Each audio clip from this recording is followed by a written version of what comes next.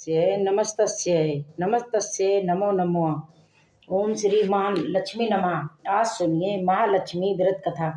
पौराणिक कथा के अनुसार प्राचीन काल में एक बार एक गांव में एक गरीब ब्राह्मण रहा करता था।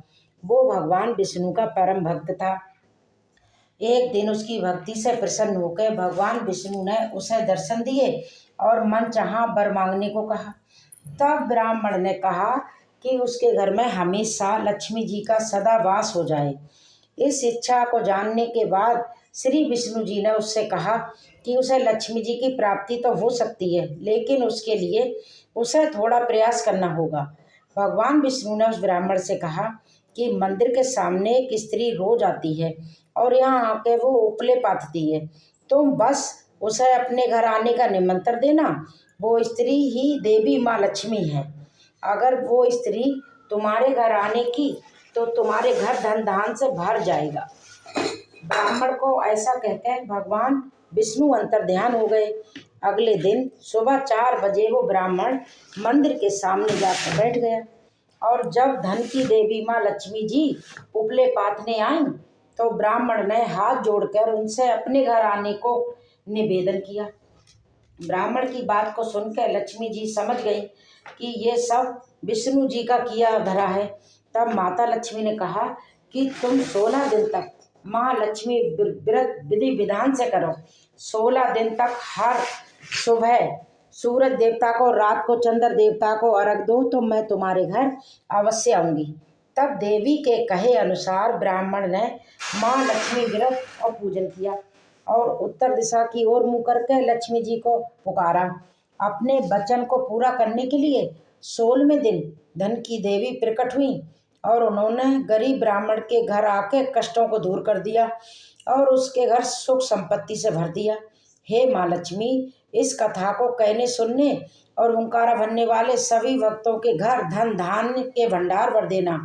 आपने जैसे उस ब्राह्मण देवता के घर धन के भंडार भरे, उसका कष्ट दूर किया, ऐसे ही इस कथा को कहने सुनने और हुंकारा भरने वाले सभी भक्तों के कष्ट दूर करना। अब सुनिए महालक्ष्मी व्रत कथा। अब दूसरी व्रत कथा सुनिए। पौराणिक कथा के अनुसार एक बार भगवान विष्णु मृत्यु लोक यानी धरती लोक पर विचरण करने को निकल पड़े। माता लक्ष्मी ने उनसे निवेदन किया कि वो भी उनके साथ चलना चाहती हैं। भगवान विष्णु उनके चंचल स्वभाव से परिचित थे, इसलिए पहले ही उन्हें आगाह कर दिया कि देवी, मैं आपको सिर्फ एक की शर्त पर साथ ले चलता हूँ कि आप मेरे बिना कहे कुछ भी नहीं करेंगी। तब माता लक्ष्मी मन ही मन बहुत प्रसन्न हुई कि चलो सब शर्तें सही, मगर भगवान साथ ले जाने को तो माने। तब माता भी तुरंत बोल उठी कि मुझे सारी शर्तें मंजूर हैं। भगवान विष्णु कहने लगे, ठीक है देवी, मैं जैसा कहूँ वैसा ही आपको करना होगा।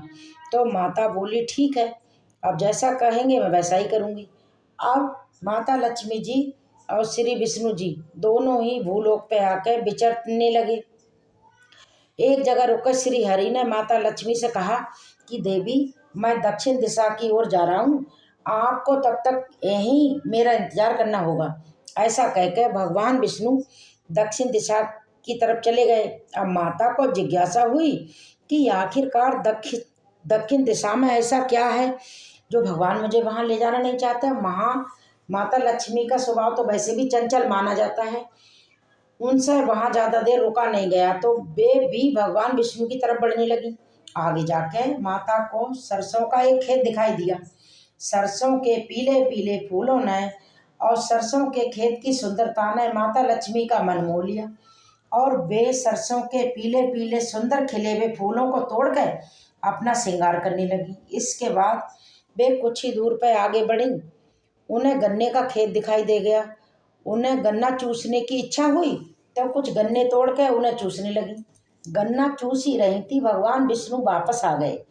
सरसों के फूलों से सजी हुई माता लक्ष्मी को देख के, गन्ना चूसते हुए देख के भगवान विष्णु उन पर देख के क्रोधित हो गए। भगवान ने कहा कि देवी, आपने तो शर्त का उल्लंघन कर दिया है। मैंने आपको वहीं पर रुकने को कहा था, लेकिन आप रुकी नहीं और हाँ, किसान के खेतों से फूल और गन्ना तोड़ के बहुत भारी अपराध किया है, इसलिए इसकी सजा तो आपको मिलेगी। तो भगवान विष्णु ने माता लक्ष्मी को 12 वर्ष उस किसान की सेवा करने का श्राप दे दिया और खुद क्षीर सागर में गमन करके आप विवश होकर माता लक्ष्मी को भेष बदल के उस किसान के घर पर रहना पड़ा, जिसके खेत से उन्होंने बिना पूछे फूल और गन्ने तोड़े थे। एक दिन माता लक्ष्मी ने किसान की पत्नी को देवी लक्ष्मी की प्रतिमा की पूजा करने को कहा और कहा कि इससे तुम जो भी मांगोगी तुम्हें वो मिल जाएगा। किसान की पत्नी ने वैसा ही किया। कुछ ही दिनों में उनका घर धन धान्य से भर गया। हंसी खुशी समृद्धि 12 वर्ष का समय बीत गया। अब जब भगवान विष्णु 12 वर्ष का समय बीतने के बाद माता लक्ष्मी जी को लेने के लिए वापस आए तो वो किसान माता लक्ष्मी जी को वापस भेजने के लिए तैयार ही नहीं हुआ।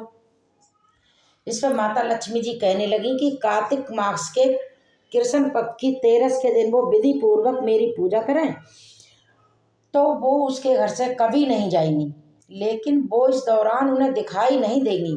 वो एक कलश की स्थापना करें और उसमें कुछ धन रखें, यानी धनी लक्ष्मी का रूप होगा। इस प्रकार 13 के दिन किसान ने माता के बताए अनुसार पूजा कर कलश की स्थापना की और इस प्रकार किसान का घर धन धान्य से पूर्ण रहने लगा। तब से लेकर आज तक धनतेरस पर भी माँ की पूजा करने की परंपरा चली आ रही है। महालक्ष्मी व्रत की एक अन्य पौराणिक कथा महाभारत काल से भी जुड़ी हुई है। तो अब सुनिए महालक्ष्मी व्रत की तीसरी पौराणिक कथा। एक समय महेशी वेद व्यास जी हस्तिनापुर पधारी। उनके आगमन का सुनकर महाराज धृतराष्ट्र को आदर सहित राजमहल में ले गए। स्वर्ण सिंहासन पर विराजमान करके चरणों का पूजन किया और फिर श्री व्यास जी से माता कुंती और गांधारी ने हाथ जोड़ कर प्रश्न किया, हे महामुनि, आप तो त्रिकाल दर्शी हैं, इसलिए आपसे हमारी प्रार्थना है कि आप हमें कोई ऐसा सरल व्रत और पूजन बताएं जिससे हमारा राज्य लक्ष्मी सुख संपत्ति पुत्र पौत्र आदि और परिवार सुखी रहे।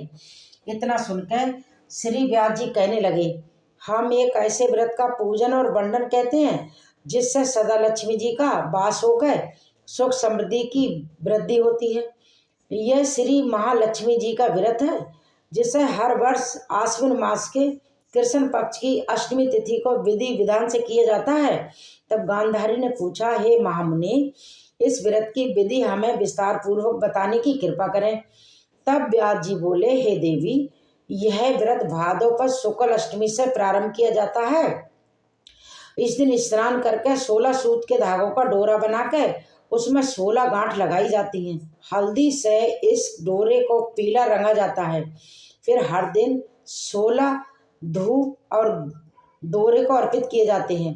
आश्विन यानी कि कुंवार महीने की कृष्ण पक्ष की अष्टमी तिथि के दिन उपवास रख के मिट्टी के हाथी पर श्री महालक्ष्मी जी की प्रतिमा स्थापित कर विधि पूर्वक पूजन किया जाता है। इस प्रकार श्रद्धा भक्ति सहित महालक्ष्मी जी का व्रत पूजन करने से आप लोगों की राजलक्ष्मी में सदा अमन होगा, मंगल होगा। इस प्रकार व्रत का विधान बताकर महर्षि वेद व्यास जी अपने आश्रम को चले गए। इधर समय आने पर भादव पर शुक्ल अष्टमी से गांधारी और कुंती अपने अपने महलों में नगर की व्रत का आरंभ करने लगी। इस प्रकार व्रत के 15 दिन बीत गए। 16वें दिन आश्विन मास कृष्ण पक्ष की अष्टमी तिथि के दिन गांधारी ने तो सभी प्रसिद्ध महिलाओं को पूजन के लिए महल में बुलवा लिया, लेकिन माता कुंती के यहाँ कोई भी महिला पूजन करने के लिए नहीं आई। साथ ही माता कुंती ने भी गांधारी ने नहीं बुलाया। माता कुंती ने अपना बड़ा अपमान समझा। उन्होंने पूजन की कोई तैयारी नहीं की। यह उदास होकर एक कोने में बैठ गई। जब पांचों पांडव युधिष्ठिर, अर्जुन, भीम, नकुल और सहदेव महल में आए तो कुंती को उदास देख के पूछा, हे माता, आप इस प्रकार उदास क्यों हैं? आपने लक्ष्मी पूजन की तैयारी अब तक क्यों नहीं की? तब माता कुंती कहने लगी, हे पुत्र, आज महालक्ष्मी जी के व्रत का उत्सव गांधारी के महल में मनाया जा रहा है और उन्होंने नगर की सभी महिलाओं को बुला लिया और उसके 100 पुत्रों ने मिट्टी का एक विशाल हाथी बनवाया है, जिस कारण नगर की सभी महिलाएं उस बड़े हाथी का पूजन करने के लिए गांधारी के यहाँ चली गईं और मेरे यहाँ नहीं आई। ये सुनकर अर्जुन ने कहा, हे माता, आप पूजन की तैयारी करें और नगर में बुलावा लगवा दें। ये हमारे यहाँ स्वर्ग के ऐरावत हाथी की पूजा आज होगी। इधर माता कुंती ने अर्जुन के कहे अनुसार नगर में ढिंढोरा पिटवा दिया और पूजा की विशाल तैयारियां होने लगी। उधर अर्जुन ने बाण के द्वारा स्वर्ग से ऐरावत हाथी को बुला लिया। इधर सारे नगर में शोर मच गया कि कुंती के महल में तो स्वर्ग से देवराज इंद्र का ऐरावत हाथी आज पृथ्वी से उतर के पूजा जाएगा। समाचार जिसने भी सुना तो नगर के सभी नर नारी, बालक और वृद्धों की भीड़ एकत्र होने लगी। उधर गांधारी के महल में भी हलचल मच गई। वहां एकत्र हुए सभी महिलाएं अपने अपनी थालियां लेकर कुंती के महल की ओर जाने लगी। देखते ही देखते कुंती का सारा महल ठसाठस भर गया। माता कुंती ने ऐरावत को खड़ा करने के लिए अनेक रंगों के चौक पुरवा के नए रेशमी वस्त्र बिछवा दिए। नगरवासी स्वागत की तैयारी में फूल माला, गुलाल, केसर हाथ में लेके पंक्तिवत खड़े थे।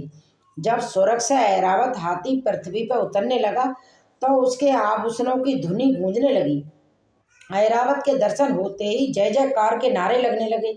शाम के समय देवराज इंद्र का भेजा हुआ हाथी ऐरावत माता कुंती के भवन के चौक में आया। तब सभी नर नारियों ने पुष्प माला, गुलाल, केसर आदि सुगंधित पदार्थ चढ़ाकर उसका स्वागत किया। राज पुरोहित द्वारा ऐरावत पर महालक्ष्मी जी की मूर्ति स्थापित करके वेद मंत्रोच्चारण से नगरवासियों ने भी पूजन किया। फिर अनेक प्रकार के पकवान लेके ऐरावत को खिलाए थे।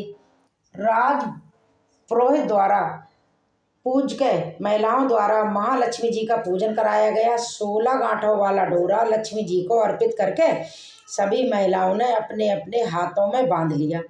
ब्राह्मणों को भोजन कराया गया। दक्षिणा के रूप में स्वर्ण आभूषण, वस्त्र आदि दिए गए। फिर महिलाओं ने मिलकर मधुर संगीत लहरियों के साथ भजन कीर्तन करके संपूर्ण रात्रि लक्ष्मी जी का जागरण किया। दूसरे दिन प्रातःकाल उठ के राजपुरोहित द्वारा वेद मंत्र उच्चारों के साथ जलाशय में महालक्ष्मी जी की मूर्ति का विसर्जन कर दिया गया। फिर ऐरावत को विदा कर इंद्रलोक को वापस भेज दिया गया। इस प्रकार जो भी स्त्रियां श्री महालक्ष्मी जी का ये व्रत विधि पूर्वक करती हैं उनका घर सदा धन धान्य से भरा पूरा रहता है और उनके घर में साक्षात माँ लक्ष्मी जी सदा वास करती हैं। आज के दिन पूजा करने के बाद या इस व्रत कथा को सुनने के बाद इस मंत्र का श्रद्धा और सामर्थ्य के अनुसार जाप करना चाहिए। ये मंत्र है, महालक्ष्मी नमस्तुभ्यम नमस्तुभ्यम सुरेश्वरी, हरि प्रिये नमस्तुभ्यम नमस्तुभ्यम दयानिधि। इस प्रकार महालक्ष्मी व्रत के दिन जो भी भक्त सच्चे मन से माँ लक्ष्मी जी की पूजा करके इन कथाओं को पढ़ता या सुनता है या दूसरों को सुनाता है, माँ लक्ष्मी जी की कृपा से उनके घर में सदा धन धान और सुख समृद्धि के भंडार भरे रहते हैं। उनके घर में सदा बरकत बनी रहती है, घर में कभी धन का अभाव नहीं रहता। ये थी माँ लक्ष्मी व्रत की पौराणिक कथा। अगर आपको ये कथाएं अच्छी लगी हों तो प्लीज़ वीडियो को लाइक करके हमारे चैनल को सब्सक्राइब जरूर कर दीजिएगा